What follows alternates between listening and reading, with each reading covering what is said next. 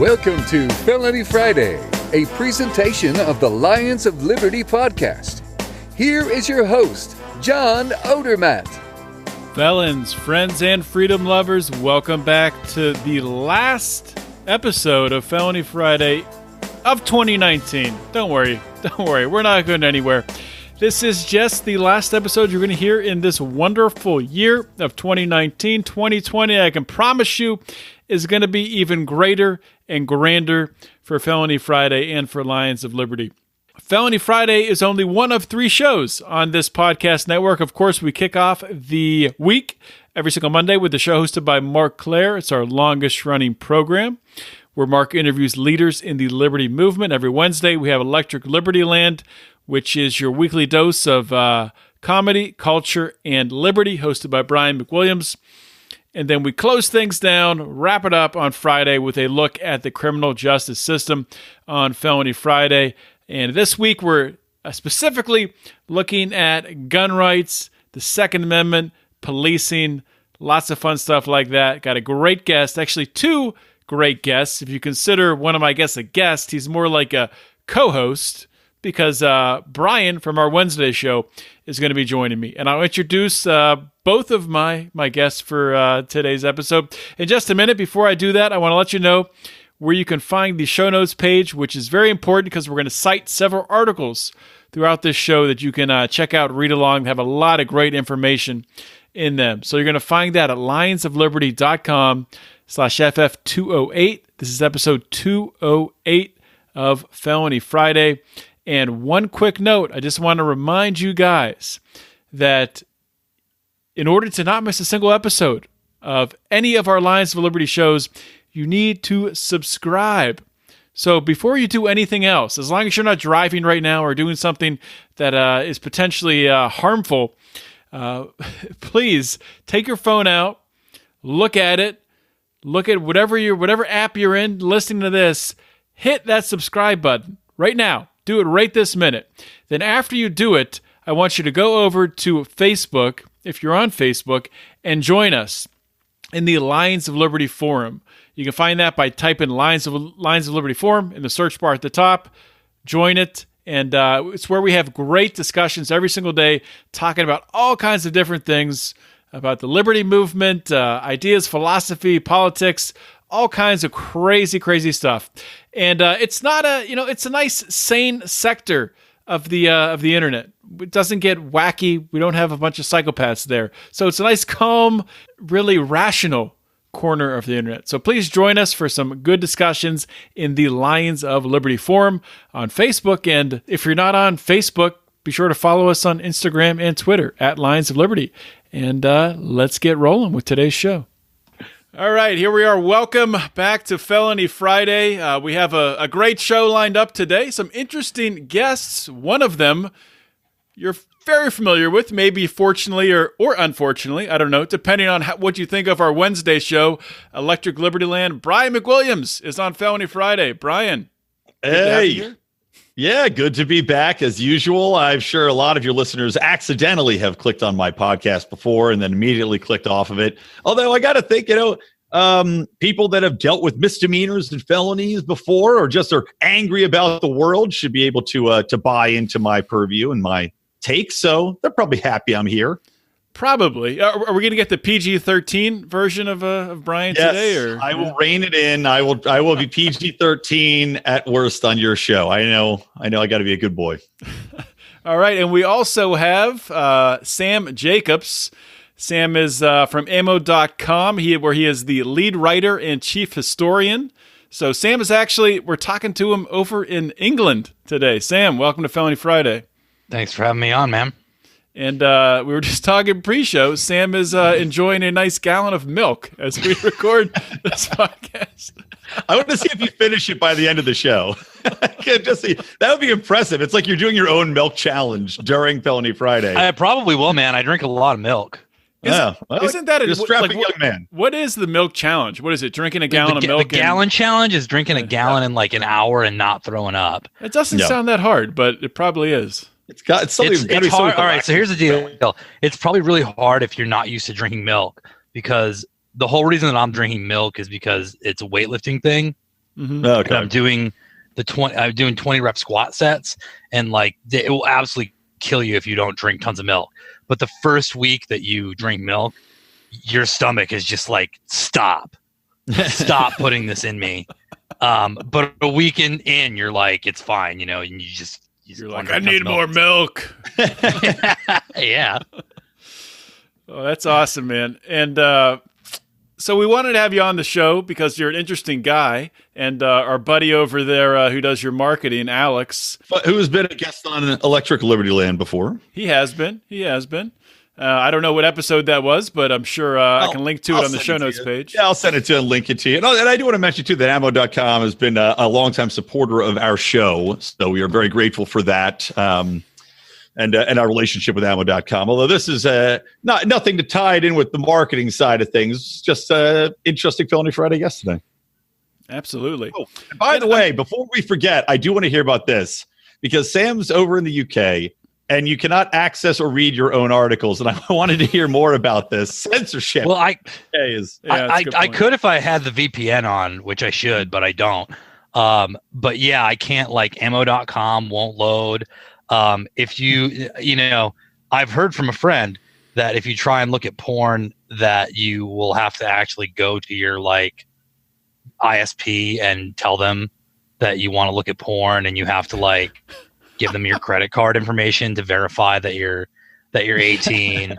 I mean, yeah, England is like the United Kingdom is a joke. I mean, it's an absolute joke. I have to come over here like once a year, you know, for family reasons, and I marvel at, you know. So the other night we're watching a game show, and in the final round they have 16 cards on, and you have to see what the 4 categories are that have four out of the 16 have in common.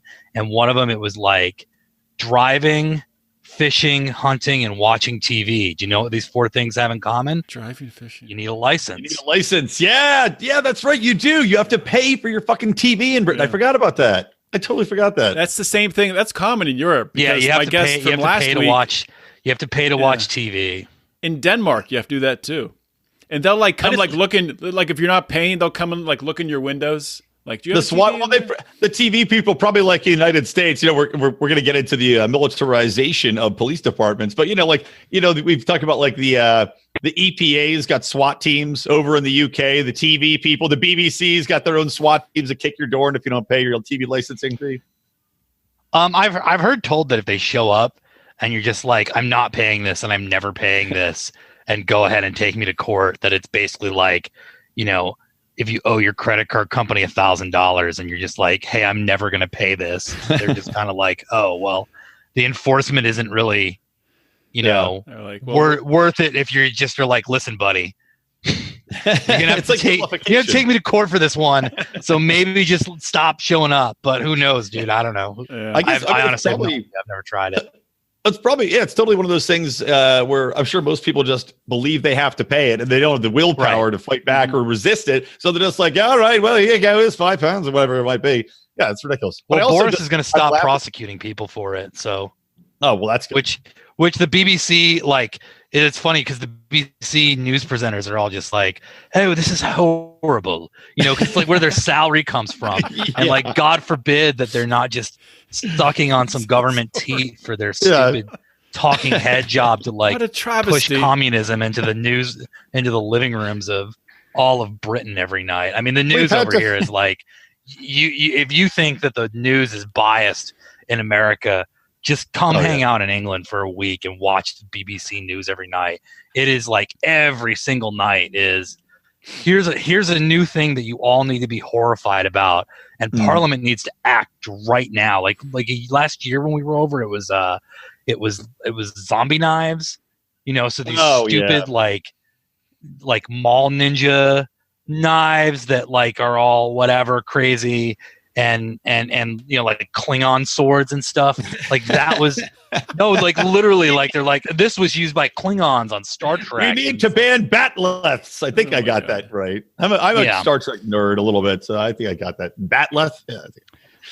Yeah. Well, we could. I mean, I know we could talk about how shitty the UK is the entire show. I mean, Well, I do want to find out. I've been here for 3 weeks, man. So if you want to talk for an hour about how bad the UK is, I got to find out a little bit. You know, 'cause we got to get into the felonies, of course, but I got to find out what was just, you're on the ground there for the reaction to Boris Johnson being elected. And I mean, are people, the majority of the country now supports this and rejected socialism, but are you seeing a lot of lefty, news people and lefties in the streets go absolutely, crazy over it?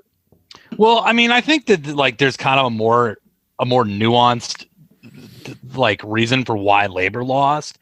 I mean, for one, like, the Tory party is not kind of this avatar of libertarianism. Peter Hitchens wrote a really good article about it. I mean, it's like if, in rejecting Bernie Sanders, they voted for Hillary Clinton or something. Like it's the Tories have very much just kind of absorbed all of the Blair voters, but the North, which is where I am, and which is like, the North is like, Labor's California. Like they don't lose in the North. Oh, wow. And boy, did they ever lose in the North in this election. And the reason they lost there, for the most part, is that Labor, this is going to sound very, very familiar to you guys. Labor is not the party of labor anymore. Yeah. Labor is the party of like weird sexual identities, ultra wokeness, centered in London, those kind of sensibilities. And the people up north, are more interested in these kinds of bread and butter issues. And Corbyn was kind of a like throwback to pre-Blair labor. I'm going to shut my email off so that doesn't happen again. But, like he was kind of a throwback to this pre-Blair labor, but he also did a very, very poor job of triangulating between Blair, woke tards and actual people who actually work for a living or are from, post-industrial kinds of communities. So like, the North to call it California is like not really true. It's much more like the Rust Belt because it's filled, so the Tories won. Blythe Valley is a mining town, so this is like if Trump won Detroit. Yeah. It does parallel that to that extent, but Boris is not Trump. Boris is more like, I don't know, politically incorrect Hillary Clinton or something. Like it's the analogy doesn't really like transfer over in that way, but the whole the left-wing party that was traditionally the party of the working class abandoning the working class for these weird niche values that are only kind of popular among top 10% wage earners in big cities. Right. Yeah. The people that aren't actually feeling the impact of a lot of the policies they're pushing, because the working people in the middle class, and lower class are going to feel the impact of that. Yeah. No, I think you see the parties, what they're doing is very closely mirroring what's happening in the US for sure.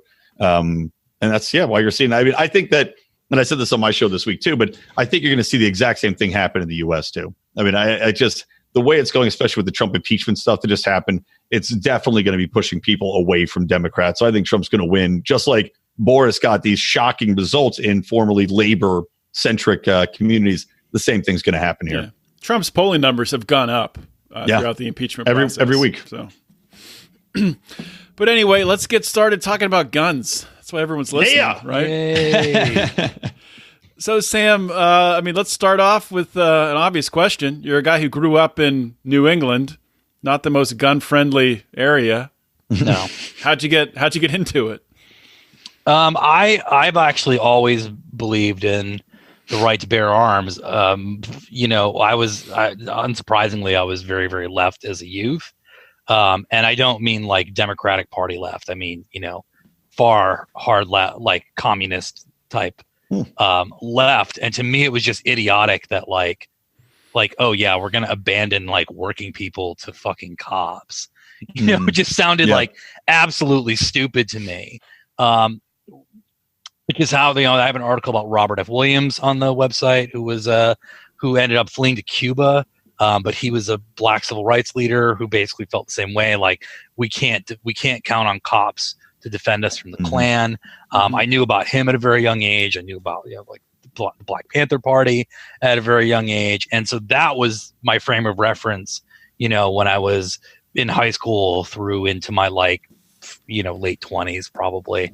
And there's a lot of reasons why that isn't my political frame anymore. I actually think that the transition from that, makes more sense than people would think, because like, I'm not some, anarcho-capitalist type. My politics are aligned pretty closely with like Pat Buchanan.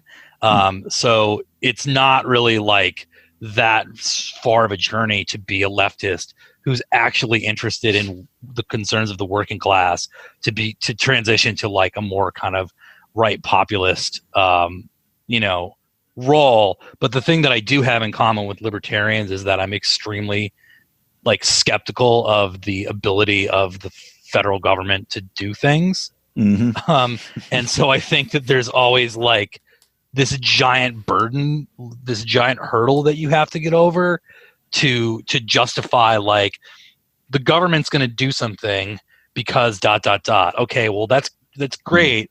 Your intentions are wonderful, but like here in the real world, things play out very, very differently than how you want them to. So I have this kind of extreme skepticism of the federal government enforcing laws in ways that are non-punitive to political enemies. For example, I am very into the conservative idea, which I do think this is a specifically conservative idea of unintended consequences. That like, just because you have a feeling or you want something to be done a certain way doesn't mean that it's going to turn out the way that you think that it will. But I also am like extremely skeptical of big companies and like big organizations in general. Like I'm into more decentralization and local control and things like that. I mean, you can see like we have I don't know if it's up yet or not. I think it is, but we have stuff on the site that I wrote about how the attacks on the Second Amendment and the First Amendment are much more coming from private corporations now. And so, and I think that it's a total straw man to say that libertarians have this worshipful attitude towards corporations, because I don't think that that's true. I think it's a straw man. No, definitely not. What is a straw man? Especially because, we decry, I think the problem that people don't see the libertarian, the nuanced position, whereas yes, we're for private companies, we're for companies being able to exist and operate in the free market. But the problem is when they're so closely tied in with government and the excessive scope of government that you just have crony capitalism controlling virtually everything. And that's what people, when they criticize the privatization approach, they're not realizing that we're looking for a full division from government and corporations, so they can't influence public policy, or they can't get in and try to push regulation, push Second Amendment controls. We look at the financial institutions, getting involved in regulating what people can and can't do, gun purchases. Like several. I think there was at least one prominent financial institution that now wouldn't support a certain purchasing of firearms or something like that. So yeah, that's where agreed. Libertarians have a much more nuanced position than people want to acknowledge. Yeah, I mean, and these large corporations, part of the reason why they become so large is because they're able to write the legislation, which insulates them from competition. Yeah, and attacks smaller people coming up. And I'm more like very cognizant the harder of that. it is. Yeah. Yeah. So I mean, there's definitely. Yeah, go ahead, Tim. No, I was just running my mouth. It's fine. No, man, that's what this show's about. That's all we do. Podcasting's all about. You're a natural. I mean, let's start talking about some of these Second Amendment issues. And I mean, before we start talking about... Are we going to talk about the Virginia Boogaloo? Yeah, let's start there. Yeah, let's Boogaloo. Let's start right there. I want to talk about the Boogaloo. So is it going to happen? I got to go get my luau skirt on, guys. I just do love the moniker of the Boogaloo. It's pretty look, man. The Virginia thing is, we'll see. We'll see what happens. I know that there's like people like to talk a big game.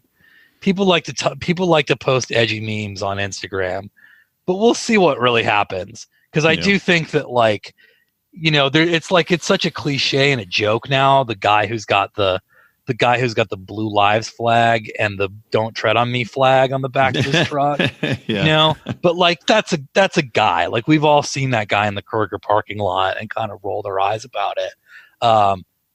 So we'll see what happens, with all of this. I mean, I think that the sanctuary city thing is like more where I would put. I think that's more the Boogaloo trigger than like, a bunch of guys with $250 rifles playing soldier in their backyard. I think it's more going to be I think it's specifically going to be sheriff's departments, because sheriff's departments, many of your listeners will cringe when I use this term. Sheriff's departments tend to be have a peace officer mission statement, and as opposed to a law enforcement mission statement. So like cops, I think, are basically going to be useless, useless for Second Amendment advocates. But sheriff's departments, I think, will, like 40% of the sheriff's departments in Virginia are just saying, no, we're not. And not just like looking the other way is the thing too. Not just quietly looking the other way, but saying no. Actively saying, like, we're not going to enforce this. And then, like, things could escalate very quickly, but it's always like, people like to talk. People like to talk. So what they'll actually do when, the National Guard marches into their town is like, anyone's guess. And I'm not like specifically poo-pooing it and saying, oh, well, they're not going to do anything. It's just like, we'll see what they do, because who knows. I think it's all going to come down to, I mean, if they actually go and try to do a door-to-door thing, that's when I think you're going to see, that's what I think the likelihood of real violence could actually spring up. I mean, because I think even local cops, like, we're talking about the militarization of cops, so they've got all the heavy weaponry probably to rival the National Guard in many ways. But I don't know if, local cops, if they are going to have the guts to go door to door in communities where they know the people and knowing that, look, they could be killed, their families are going to have nobody to come home to. That I think might be a reality. The National Guard's a different issue, though, because those people don't know the locals. They're marching on orders from the government. So that's where I could see things maybe kicking up if they did try to go door to door. That's not necessarily true, though. I mean, National Guard members could be members of the community. They could be, probably will, because it's state by state, right? It's organized on state by state, yeah. But I mean, they could be from a different part of the state, and if they were smart, they would, if they're going to do it, assign, be like, you from this community, you're going over there, you're coming over here, unless they're just complete idiots, which they might be. Well, that's specifically that's interesting because it goes into my other, like, my prehistory and my knowledge of history from that is like, that's how the Soviets used to put down uprisings in Hungary. When there was the Hungarian uprising in 1956, the cops and the military, for the most part, sided with the uprising because, like, as it turns out, if you're told that your job is to protect workers and then you're told to run them over with tanks, you mostly don't want to do it. So they would have to, they had to bring in people from either from areas that didn't speak the language or from other countries in the Warsaw Pact, and they told them it was a fascist uprising. This is how they were able to crush the Hungarian and East German uprisings, was they told them they were fascists, which I guess some things never change because that still works really well today. Yeah, it seems to be working like a charm here in America. I'm sure that's what the Democrats will use to justify sending troops against Americans if they get back into power. Well, I mean, sure, they can try that today. The mainstream media can try that same type of manipulation, or the government could put out that propaganda. But I mean, people see through that today. I mean, hopefully they do. I mean, they, though? Half the country are rabid lunatics that believe that Donald Trump is literally Hitler. So that's true. That's true. But it's only half. I mean, it's not like. Yeah. I was just going to say, I wanted to go back to, because you've written, I mean, in your the article "Weapons of War on the Streets: A Guide to the Militarization of America's Police," you wrote about the difference between really a law enforcement officer and a peace officer. I was wondering if you could kind of elaborate on that a little bit. Well, peace officer is just supposed to keep the peace, and a law officer just enforces the law. I mean, that's like, I think that I don't want to like overstate this too much, but I do think that it's a significant and important difference. And you can see it in the ways that, that kind of sheriff's departments tend to be at the forefront of this stuff. So like, yeah, I mean, what's his name?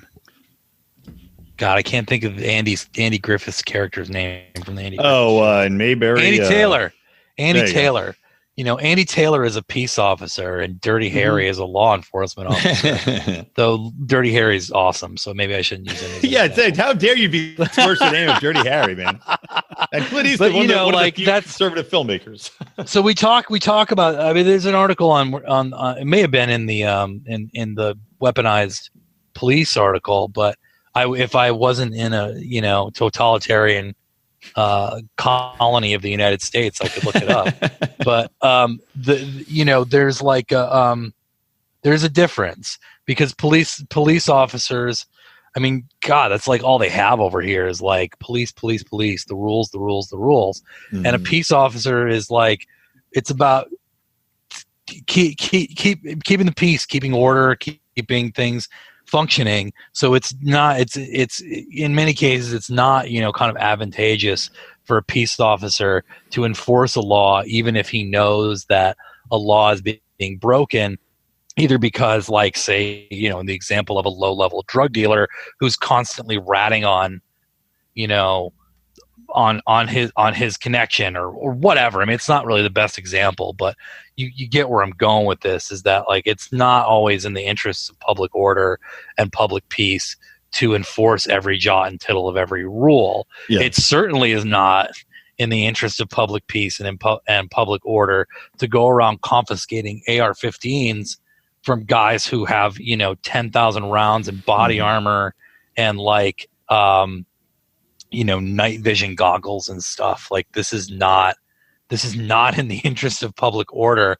And I also think that, and again, I don't want to overstate it, like 80% of sheriff's departments are like ready to rock and roll with the militia movement or anything. Yeah, because I certainly don't believe that. But if you say it's like, to use the 3%er thing, say it is 3% of them, that's still a lot. Mm-hmm. That's significant, especially because there tends to be a wildfire effect to these things where, like, people don't want to be the first person to stand up, but it's a lot easier to be the second person to stand up. And right. And the example that can be set by 3% of sheriff's departments in this country, 3% of municipalities in this country to the other 97, I think is not. That's the thing. That's kind of where it's not to be. Well, and you know what, man? To jump on that point of the 3%, I mean, I remember a lot of sheriff's departments with the drug war and legalization of marijuana. They were also, you'd see a lot of sheriff's departments saying, look, we're not going to enforce this, and they were some of the first people to step out and say, this is a ridiculous practice. We're not going to move forward with it. But also, why do you think sheriff's departments rather than police departments? Because they're both doing effectively the same job, but why do you think there is that little bit more of an inclination on the sheriff's department side to be peace officers rather than law enforcement? Because they're elected. Yeah, there you go. and I'm like extremely skeptical of like democracy itself. I think is not really all it's cracked up to be. We all are very suspect of that. 51% at the local level, the other 49% are killed. You mean mob rule? Mob rule doesn't give us the best possible outcome? What? Yeah. But like at a local level, it is a whole other, and that's the thing, is these sheriff's departments, they tend to be the electorate or the constituency is like, they're small for the most part. They're not Los Angeles County. They're not Riverside County. They're not Queens County. They're not whatever the county Austin is in. Mhm. But I mean, even like, and that's the thing too, is they tend, like, the elections tend to kind of attract, I think, also people that are interested in these issues. Oh, of course. And so many people just go, sheriff, like, who cares? But like, Uncle Joe, who's got like 16 shotguns stashed all around his house, like, he personally knows all the candidates for sheriff, and he's deeply invested in who wins the election. So I think it's function of the democratic accountability and the people who tend to care about who gets elected sheriff. Mm-hmm. Yeah, makes sense. We were talking about the pre-show chat about the Dickey Amendment. Brian, you brought that up, about sort of centered around how Congress has just passed that there can be money now earmarked for gun, what are they calling it? Gun safety research, or gun safety research. Probably more likely gun control research. But for the past, 20 years, or since 1996, that's when the Dickey Amendment was passed. That was a barrier, an obstacle. I'm just curious to get both of your opinion on. I mean, is this a good thing? Because all this money is going to go to the CDC and to the National Institute of Health. Is this good that $25 million of taxpayer money is going to gun safety research? Good, Sam. Yes, it's wonderful. No, of course it's not. It's like, no, it's stupid. Next topic. Yeah, right. It's great. I approve. Double it. It's send it's some of that stupid. to ammo.com. I mean, it's exactly what I mean when I talked earlier about the notion of the politicization of the way that these laws are enforced. It's like, no, this is not, like, you hit the nail on the head. This is not a dime of this is for gun safety. Mm-hmm. This is gun control money.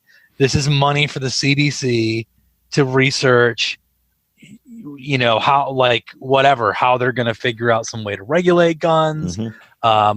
Drafting studies that show, 9 out of 10 whatever leads to 9 out of 10 whatever. I mean, it's almost like some way to fleece the taxpayers to come up with information that counters whatever those brave freedom fighters for the Second Amendment at the NRA are putting out. That was some heavy sarcasm. If no yeah, I know. We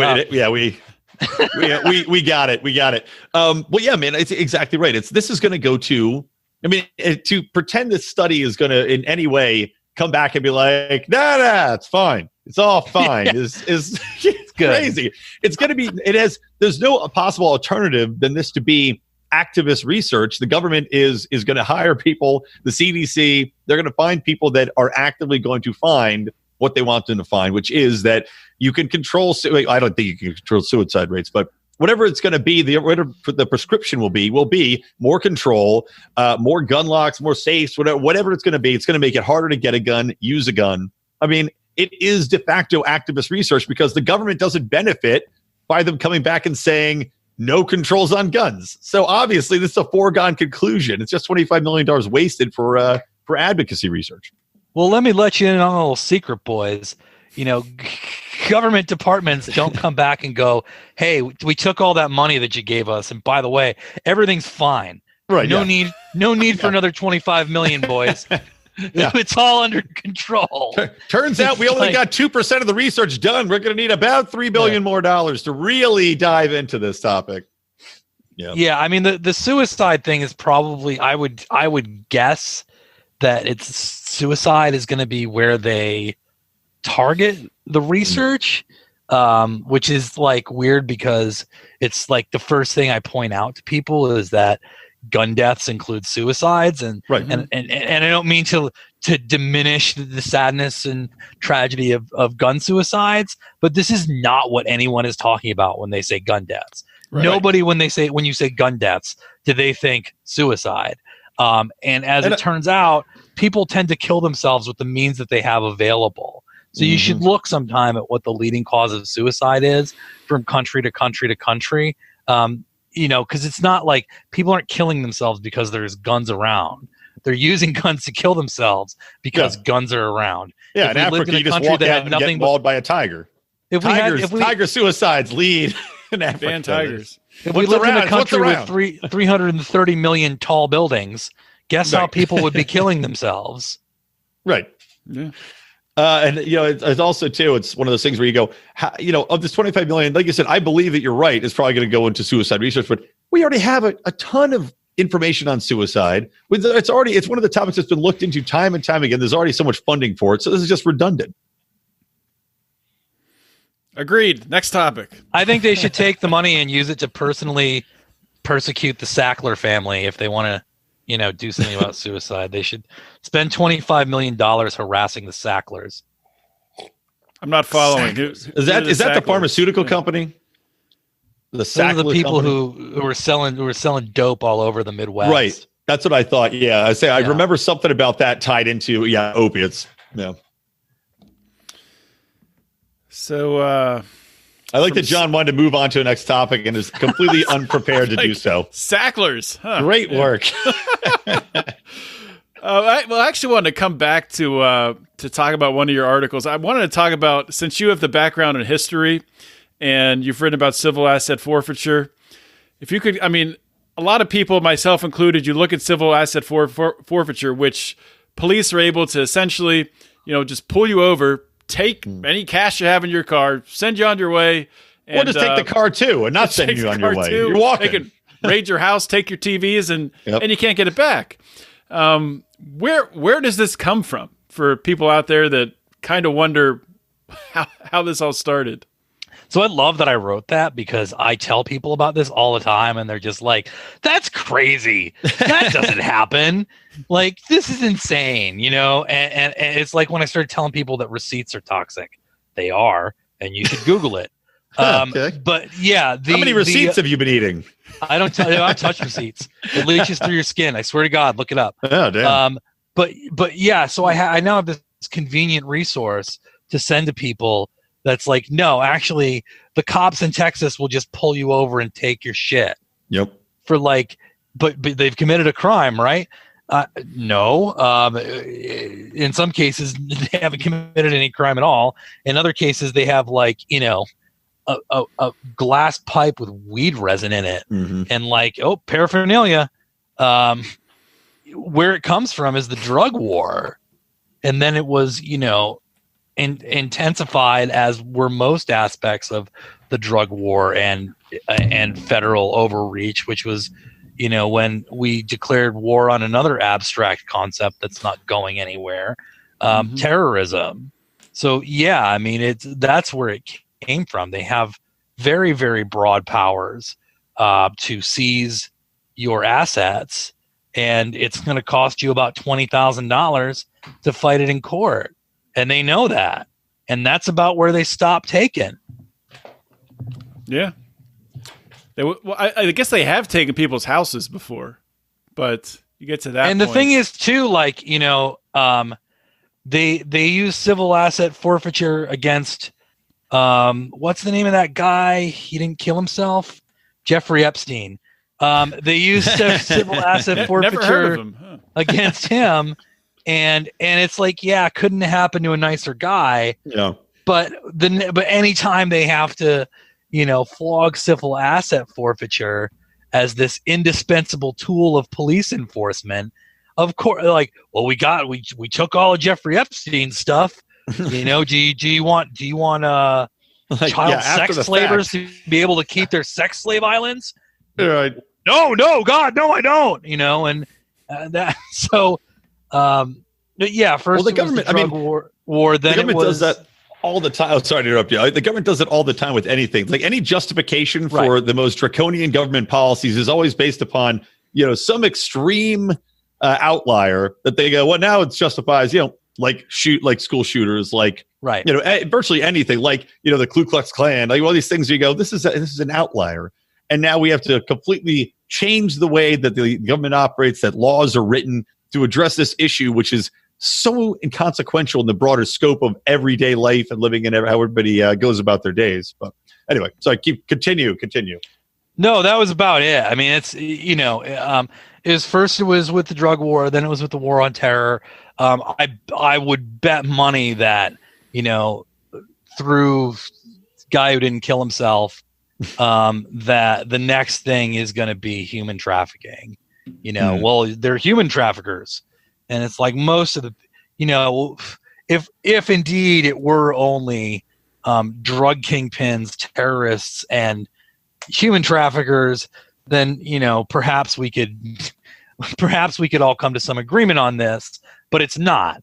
There's just the poster child that they use for stealing someone's car when they find a gram of weed rolled up in the center console or something. Well, my favorite story. It sounds like it's this libertarian talking point, and it's this thing that I'm greatly exaggerating. But people should really go read the article on ammo, because it's really quite shocking. The people that are persecuted and not prosecuted using these means, because they don't have to prosecute you. Yep. And that's the craziest part about it, is they don't even have to bring charges. I mean, it's not. It's like even if it were somebody who were just being prosecuted, I would probably say that it was an overreach. But it's not even people. You don't even have to be charged with a crime. Yep. This has gone to the Supreme Court, right? I mean, they've ruled on it, and they've They tried the latest rulings. I heard they're trying to rein it in now. Thank God, finally. But my favorite anecdote about this, policing for profit and civil asset forfeiture is there was a guy driving down the street. He got pulled over. The cops search his car. They find a trunk with like 80 grand in it in cash. So they take the money, they take the car, and he's like, I'm going to buy a house. This is money to buy a house. And they're like, nope, it's clearly for drugs. Take it. The guy's like, what the hell? So I don't know if he ever got his car back or his money back, but yeah, it's just like madness. And the guy's like, this is money for my house. And the cops say, no, this is money for our margarita machines. Exactly, yeah. The policeman's ball needs a stripper and a cake. Thank you. I mean, that's the crazy part of it, too, is all this stuff they buy that, like, I mean, first of all, I don't really think that, small police departments in the middle of nowhere have any need for a tank. And I'm extremely skeptical of even large departments need quote unquote for a tank. But it's not even like, oh, we got, body armor for our guys. It's like we hired a clown for the parade or like, right. We the margarita machine is not like a thing I'm pulling out of thin air. It's just the thing. It's just the silly thing that I remember that some police department spent, $500 on a margarita machine. But you tell this to like the average kind of like normal, normie conservative type person, and like they either don't believe you or it's the I guess the police need this for crack some eggs, right, to make an omelet. Yeah, right. Up in it, yeah. I'll take your house, boss. We'll make that the egg. Yeah, people think it'll never happen to them. That's often the thing. When it does, that's when they wake up. Yep. But we got like 10, 15 minutes left, and I wanted to dedicate a little bit of time to play America's fastest growing podcast game show. Is it a crime, and should they do time? Man. Is it a crime? Should they do time? Or do you think they learned their lesson from a hefty fine? Is it a crime? Should they do time? And since we have to ask the question, is the system down or out of line? Have you heard of that game show, Sam? No, but I want to know, is it like, are you asking me like in a philosophical sense, is it a crime, or are you asking me if it violates a statute? Oh no, asking you purely philosophical. Yeah. So okay. Should it be a crime, and should they do time? Man. Yeah. And I think the more interesting get part. One of these wrong. No, there's no wrong answer. The more interesting part is what if it is a crime, what should the punishment be? Yeah. Because a lot of these are going to be pretty obvious, I think. Okay. But sorry, go ahead. No, I'm ready, man. Okay.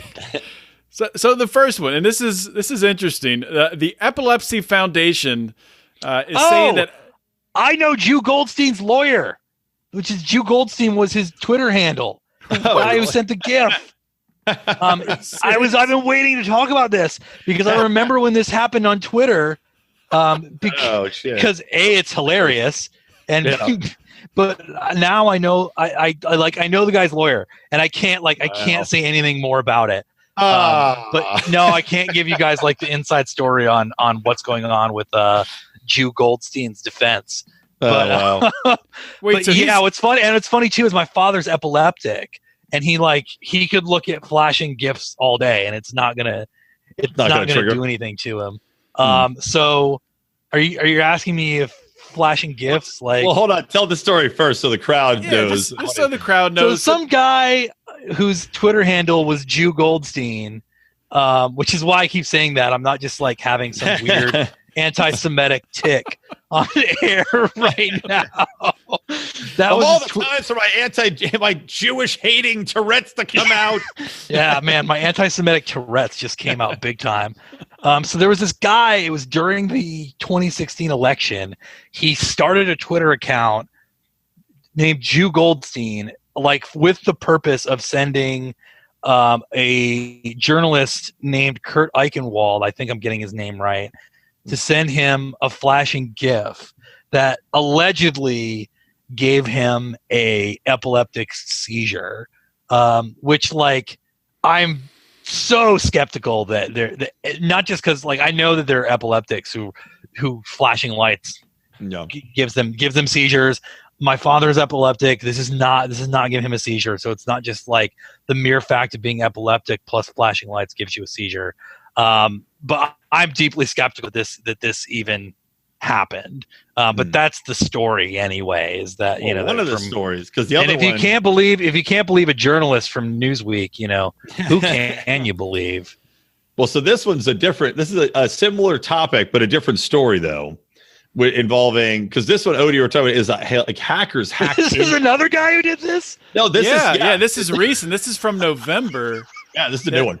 That hackers, so they allegedly hacked the Epilepsy Foundation's Twitter account.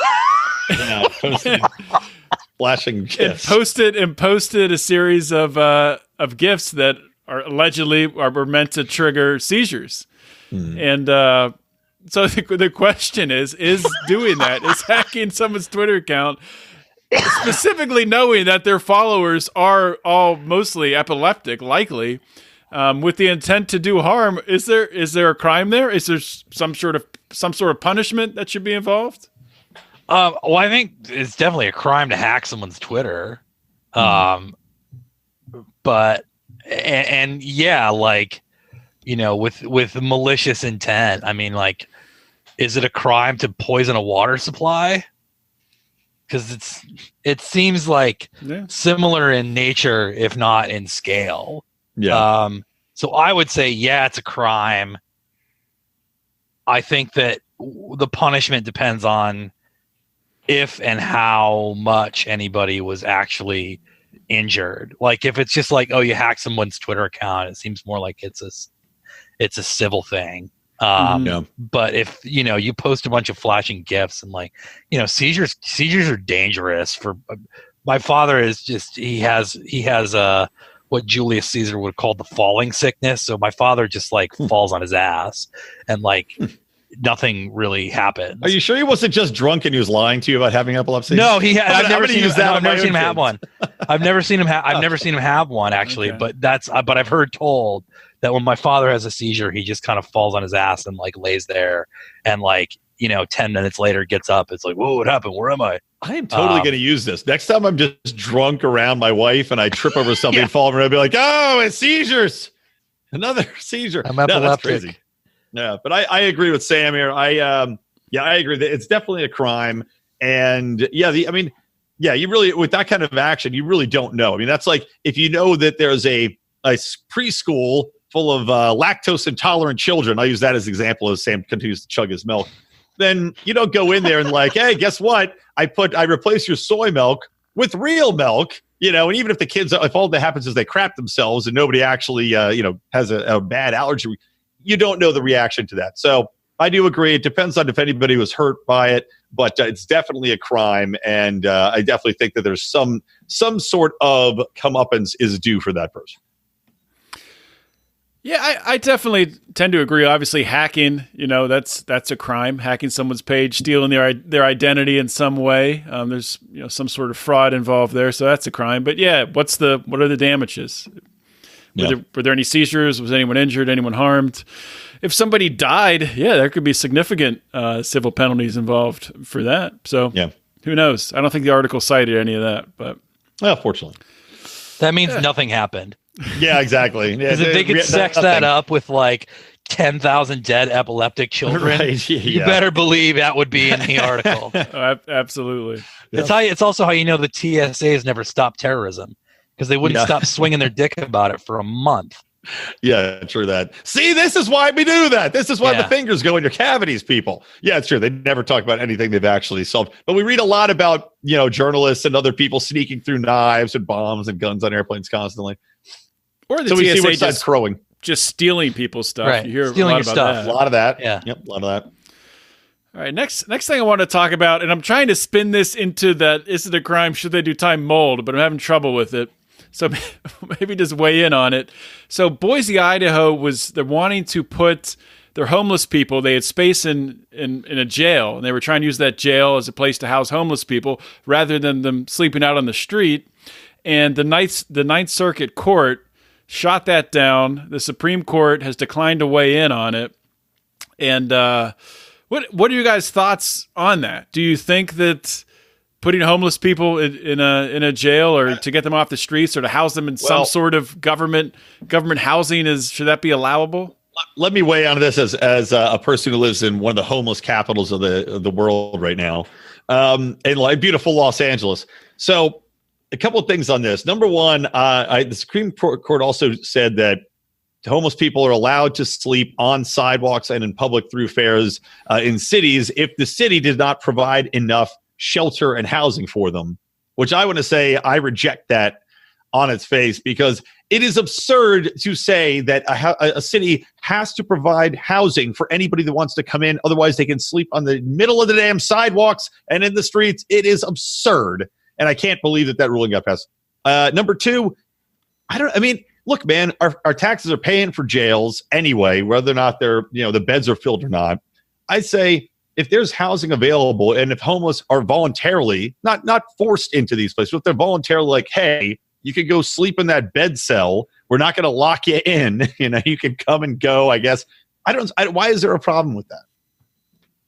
Well, they were arresting them, weren't they? I mean, it wasn't just that they were offering up jails for them to live in, which I don't think changes the substance of what you're saying, but I just want to be, Yeah, I don't think it does, because, they could just go out and commit a minor crime anyway to try to get into a jail. Right? Which I don't know why homeless people don't do that. I think a lot do. They do, they do.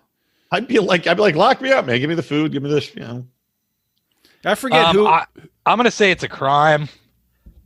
Because it seems like a property crime to me. And it's easy to kind of, it's not that I have no, sympathy for these people, but if you live in Boise, and you're raising a family in Boise, you are not going to want homeless camps all over the streets.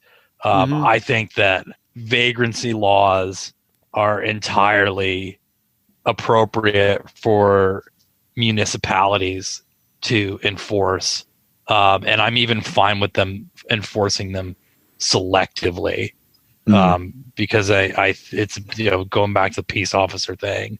Like I think it's a judgment for municipalities to make. I mean, it's like, because the thing too, man, is you could so say they're not going to enforce vagrancy laws or like public camping.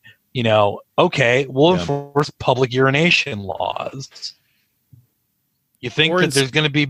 Think there ain't going to be a lot of overlap between who ends up in a jail cell from or in San Francisco, no public camping, and they'll change the laws so you can defecate in the street. Yep. Right. Exactly. That's the thing. Is like I've recently right in the middle of the aisle. Do they enforce it?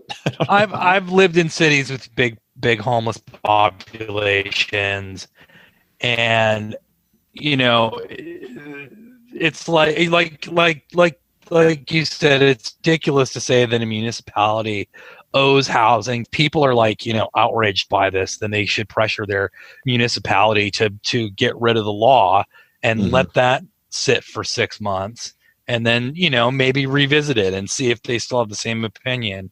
Because I doubt very much that they do, that they will. Yeah. What should the punishment be? I don't know, man. Night in jail, like something token and uncomfortable. Like they shouldn't be, having to watch the new Cats movie. Just make them do that. It should be more of the law should be more of a deterrent, I think, in that example than, more about deterrence than about punitive enforcement. It's more about keeping homeless camps off your street than it is about locking up homeless people. Yeah, then a night in jail might not be a deterrent. That might be true. reward. Right. But it still, might not. You got to break up the be. camps, though. Yeah, you got to break up the camps. You can't have people I literally watched in LA. You're not allowed. You're not allowed to block sidewalks, and that's something they can kick them off for. But there's just a guy's tent blocking an entire sidewalk. There's somebody literally in a motorized wheelchair had to go into the street against traffic to go around this goddamn sidewalk that's blocked by this homeless man's tent and all his crap. And I'm like, this is the problem. This is this poor guy in a wheelchair can't get down the sidewalk to get whatever he's going. Wasn't there a thing on the news in LA like over the last month about a homeless man dumping poop? Yes. On Yep. head? An entire like Home Depot bucket full of feces and urine.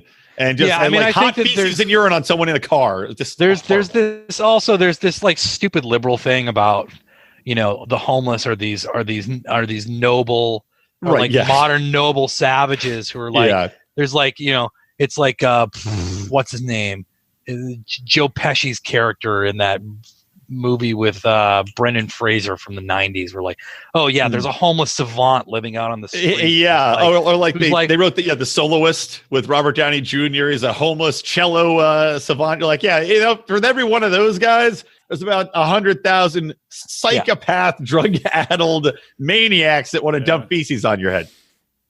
And I think that like there's a legitimate problem with housing that needs there to is be, for sure. Absolutely. Right. There's a legitimate problem with housing. But yeah, the majority of homeless people are like, not people that you're going to want your kid walking down the street, like through a camp of them. So yeah. Well, nor do you want them to be your neighbor. And housing is one of the issues, but it's not the core issue. It's also lax enforcement of laws, ample benefits for these people. So we actually have homeless coming in from other states in droves to LA too. This is not, a lot of people are not even domestic homeless. They're imported homeless. So fancy homeless. Do you know what LA needs to do to fix that problem? Build a wall. Ah, there you go. out of old churros, old discarded churros. Right, well, that's another piece of irony is how many walls there are in LA. Like there's a wall around every house in, gotta have it, man. Hills and Bel Air. I have a wall, and I'm building an additional fence as soon as I can. Did your neighbors pay for your wall? I'm trying to get them to. Well, I think we're out of time here, unfortunately. But before we let you go, Sam, if you could let the good people out there know where they can find your work, which is ammo.com. But if there's anywhere else, I don't know, do you have work anywhere else or anywhere else you want to guide people to? Twitter, Instagram, Facebook? No, ammo.com/podcast is, where you can get some discounted ammo. So I would tell people to go there. And also, the Resistance Library on ammo.com. You'll find a ton of my work there. I'll send you guys some links in an email so you can put it in the show notes and people can kind of see what they're, getting at. And for me, it'll just be, a 404 page, but you guys will actually be able to read it and look at it. All right. Well, until next time, don't let your wife see the credit card checks that have been done for you to get through the porn wall that the UK has. And be good. Be good. Merry Christmas. This is a family show, Brian. At least you saved that for the end, so most people have probably stopped listening by now. I see it's so funny. Sam, have you been trying to look at porn again? I see the credit card got dinged by the UK government. You sound just like her. I knew I would. Thanks for having me, guys. This was a lot of fun. This was fun. We'll do it again sometime. Yeah, for sure. Please for do.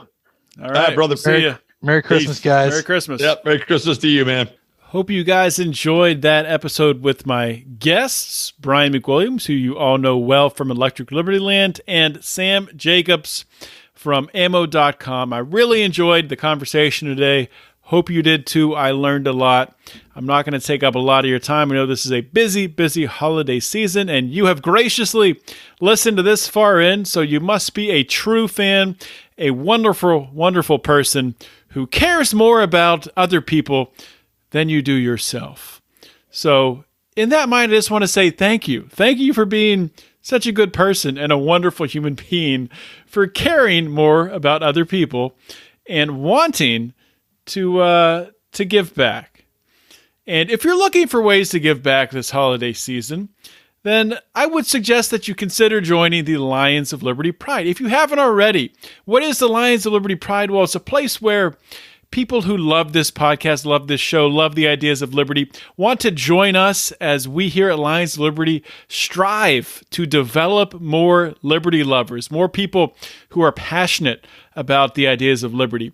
If you're passionate about that, about growing this movement, please join us. You can join the Lions of Liberty Pride by going to patreon.com/Lions of Liberty and joining at any level you're comfortable with. We have a level for almost any size wallet that you want to pull out and toss in our plate every single month.